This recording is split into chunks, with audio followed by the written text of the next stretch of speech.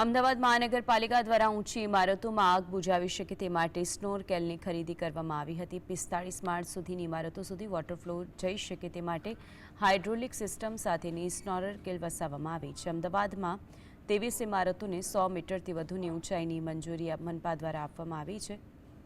ત્યારે આગામી સમયમાં ઇમારતોમાં આકસ્મિક ઘટના બને તો આગ બુઝાવવા માટે સ્નોરકેલ કામ લાગશે।